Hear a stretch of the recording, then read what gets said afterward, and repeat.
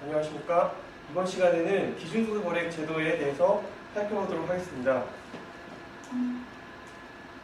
먼저 설명에 앞서 상당히 이론적인 부분들이 많은데 기준소득원액은 기여금 징수와 급여 산정의 기초가 되는 중요한 부분으로서 꼭 알고 넘어가셔야 할 부분이기 때문에 확실하게 좀 보셨으면 좋겠습니다. 좀 전의 보수원액 제도와 비교해서 기준소득원액은 좀 전의 보수원액이 봉급원액과 정근수당과 정근수당 가산금만 포함되는 반면에 기준소득원액에는 공무원들이 받은 거의 모든 수당들이 포함이 되기 때문에 좀 전의 그 보수원액 제도에 대해서 좀 더 합리적이고 진일보된 그런 개념이라는 걸 말씀드리고요. 개념부터 말씀을 드리겠습니다. 일정 기간 재직하고 얻은 전년도의 공무원 보수관계 법령 등에 의한 소득 중에서 비과세 소득을 제외한 연간 금액을 12개월로 평균한 금액이라고 나와 있습니다. 이 문장을 하나하나 좀 뜯어보겠습니다. 먼저 이제 여기 전년도라고 표시도 되어 있지만 일정 기간이라는 것은 그 직전 연도 1월 1일부터 12월 31일까지 재직한 사람들에 대해서만 이 기준소득 금액이 본인의 소득으로 산출이 되고 있습니다. 다시 뒤집어서 말하면 이제 1월 1일부터 직전 연도 1월 1일부터 12월 31일까지 휴직이라든가 아니면 신규 임용이라든가 파면 해임 복직이라든가 어떤 재직 기간에 단절이 있게 되면 그 사람들은 본인의 소득을 가지고 기준소득 원액을 산출을 하지 않습니다. 그리고 공무원 보수 관계 법령 등에 의한 소득이라는 말인데 일단 법령 이게 이제 상당히 애매할 수가 있는데 법령이라는 게 어떤 것인지 간단하게 말씀드리면은 법령이라는 것은 헌법, 법률 그리고 대통령령, 시행령이라고 하죠. 시행령령 그리고 시행규칙 그리고 지방자치단체의 그 지방의회가 정하는 조례 그리고 지방자치단체 장이 정하는 규칙 그리고 조약 이러한 것들을 법령이라고 하는데 이러한 그 법령 이외의 어떤 관련 부처의 지침이라든가 이런 데 근거해서 공무원이 받는 수당은 기준소득 금액에 포함이 되지가 않습니다. 이런 의미를 갖고 있고요. 그리고 비과세 소득을 제외한다고 했는데 공무원연금법은 이제 과세 비과세를 규정을 하지 않고 있습니다. 따라서 이제 과세 비과세 여부는 소득세법에서 비과세를 규정하고 있는 소득은 공무원연금법상 기준소득으로 포함을 시키지 않고 있습니다. 이제 공무원 보수관계 법령이라는 여러 가지 법령이라든가 소득세법이라든가 상당히 다양한 법령에 근거해서 산출되는 금액이기 때문에 사람의 소득을 일일이 산정을 한다는 것은 거의 불가능한 일이고 이런 게 시스템화되어 있어서 그 기관을 통해서 제출을 받고 산정을 하는 방식으로 이루어지고 있습니다. 그리고 기준소득 원액은 이제 기여금이 각종 급여 산정의 기초라고 했는데 아시겠지만 기준소득 원액을 통해서 7% 기여금 징수율로 이제 기여금을 징수를 하고 있고 각종 급여, 모든 재급여를 산정할 때 이 기준소득 원액이 사용이 되고 있습니다. 이때 보시면 공무원 보수관계 법령 등에 의한 연소득 중에서 비과세 소득을 제외한 과세 소득을 기준소득이라고 한다고 나와 있는데요. 기준소득 원액은 이제 기준소득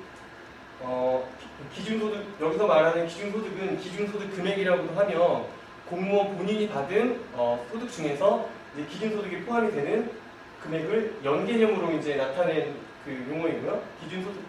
그러니까 기준소득은 1년간 총 받은 연급여를 기준소득이라고 표현을 하고 있고요. 기준소득 원액은 이제 월로 환산한 그것을 월로 환산한 금액을 기준소득 원액이라고 합니다.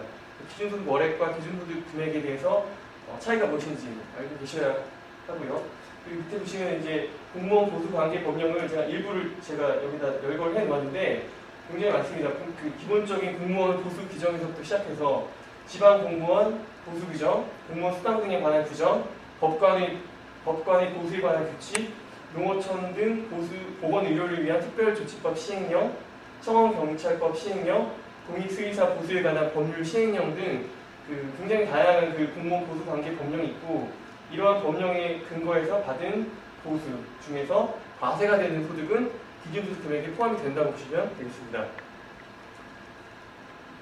이것은 이제 공무원 보수관계 법령과 수당에 대해서 몇 가지 예시를 열거를 해놓은 표인데요. 먼저 공무원 보수 규정에서는 봉급과 연봉, 성과 연봉을 규정을 하고 있습니다.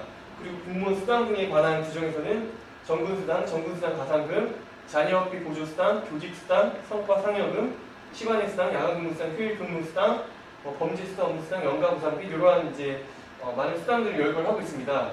제가 이제 빨간색으로 표시를 해놓은 이 수당들은 일부 비과세가 포함이 되어 있는 금액입니다. 이제 정액 급식비 같은 이게 이제 같은 이제 이런 규정에 따른 수당이라고 할지라도 이제 과세 비과세가 포함이 되어 있는데 정액 급식비 같은 경우에는 실비 변상적 급여의 성격으로서 월 10만 원까지는 비과세가 되고요. 월 10만 원을 초과하는 부분에 대해서만 과세가 되기 때문에 다시 말씀드리면 월 10만 원 초과하는 부분에 대해서만 기준소득 금액이 포함이 된다고 하겠습니다. 그리고 가족수당도 마찬가지로 소득세법에 따라서 연 6세 이하의 자녀에 대해서 받는 수당은 비과세로 분류가 되고요. 그러니까 근로소득 비과세로 분류가 되고 7세 이상의 자녀 또는 그 외에 이제 가족에 대해서 받는 수당에 대해서만 과세가 된다고 과세가 되도록 되어 있습니다. 그리고 직급 보조비 같은 경우도 전액 비과세로서 규정이 되어 있어서 기준소득 금액에는 포함이 되지 않고 있습니다. 그리고 이제 농어촌 등 보건 의료를 위한 특별조치법 이것은 이제 92년도에 이제 시행된 법인데 공중보건 의사를 공무원 신분으로 부여하고 있는 그런 특별법인데요. 이 법에 따른 그 급여의 종류로는 공급, 가족수당, 진료수당이 있습니다. 근데 제가 여기 녹색으로 진료활동 장려금을 표시해놨는데요. 대부분의 그러니까 거의 모든 공중보건의들이 이 진료활동 장려금이라는 것을 작년 같은 경우에는 월 70만 원씩 최고 한도로 받았고요. 올해 같은 경우에는 이제 지침이 개정돼서 월 80만 원씩 받게 되는데 이 말씀드린 대로 이 농어촌 등 보건 의료를 위한 특별조치법은 공무원 보수관계 법령에 의한 그 법령이기 때문에 요게 이제 세 가지 그 급여와 수당은 그 공중보건의 기준소득 금액에 포함이 되는데 이 진료활동 장려금은 공중보건의를 이제 관장하고 있는 보건복지부에서 공중보건의사 그 보수 운영 지침이 있는데 그 운영 지침에서만 나와 있는 그런 수당입니다. 그러니까 다른 법령에서는 전혀 찾아올 수가 없고 그 지침에서만 나와 있는 수당인데 아까 말씀드렸듯이 이제 법령이라는 것에 지침이 포함이 되지 않기 때문에 이런 진료활동 장려금은 급여 내역에 포함이 된다고 할지라도 기준소득 금액은 제외가 되어야 합니다. 제가 특별히 이제 이 부분을 넣은 이유는 가장 기준소득 금액을 선정을 할 때 가장 많은 오류를 나타내는 경우가 이 공중보건의 그리고 이제 공익수의사 같은 특수한 이제 직종에 근무하시는 분들이기 때문에 제가 특별히 이제 여기 포함을 시켰습니다. 이 부분을 꼭 좀 이제 알고 계셔야 될 것 같고요. 다음으로 기준소득 금액 제출 대상에 대해서 알아보도록 하겠습니다. 전년도 소득에 의한 기준소득을 결정을 한다고 말씀드렸는데 그 제출 대상으로는 전년도에 계속 재직한 자가 그 대상이 됩니다. 아까도 말씀드렸듯이 이제 여기 비대상이라고 나와 있는데 신규 임용자라든가 휴직자 및 복직자, 파견의 취소 복직자도 포함이 되고요. 그리고 시간제 근무 공무원, 파견 근무자, 공무원 보수관계 법령에 따른 보수를 받지 않는 파견 근무자 이런 공무원들은 재직 기간이 단절이기 때문에 신규 임용자 같은 경우도 직전 연도에 만약에 임용이 됐다고 한다면 임용되기 전까지는 당연히 근무를 안 했기 때문에 이런 분들도 1월 1일부터 12월 31일까지 망근을 하지 않은 공무원이기 때문에 제외가 되고요. 휴직자, 복직자 또한 그 휴직 상태가 있기 때문에 이러한 사람들도 그 본인의 소득을 제출을 하지 않고 있습니다.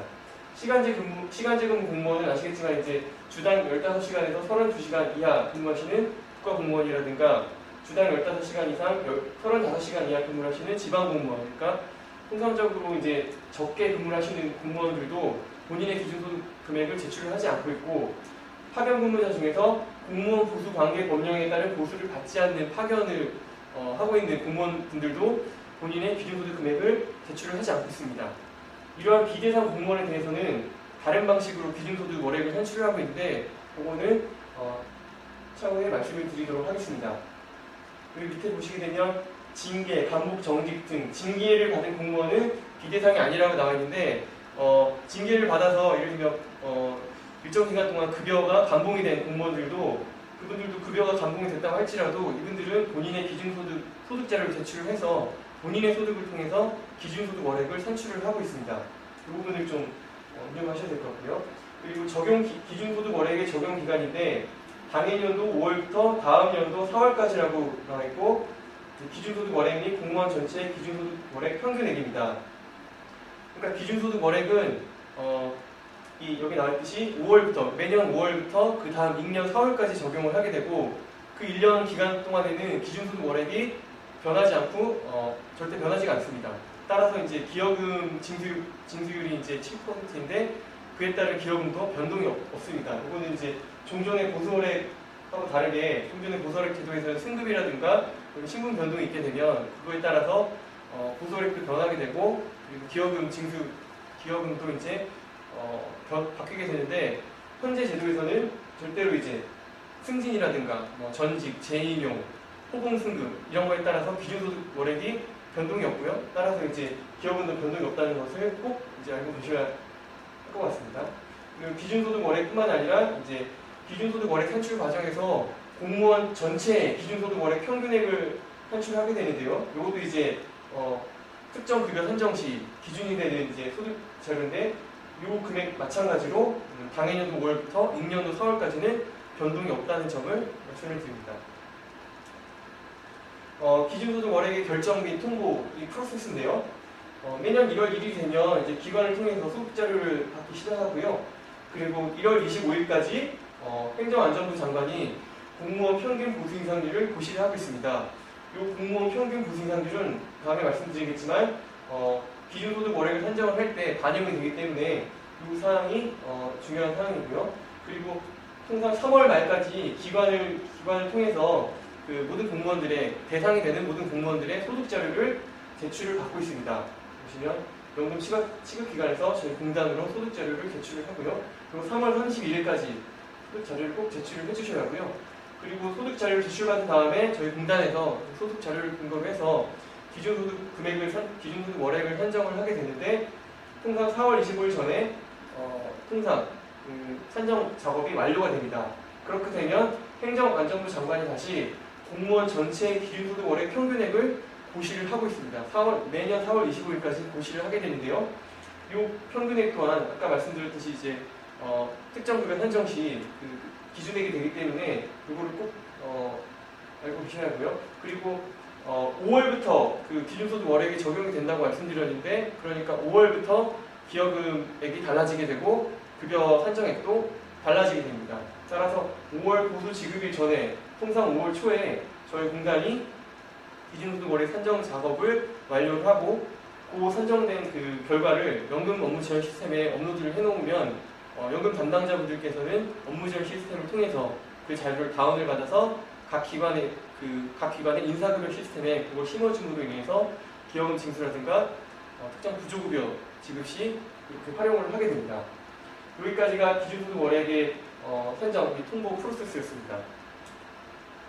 다음 시간에는 기준소득 월액의 구체적인 결정 방법에 대해서 알아보도록 하겠습니다. 감사합니다.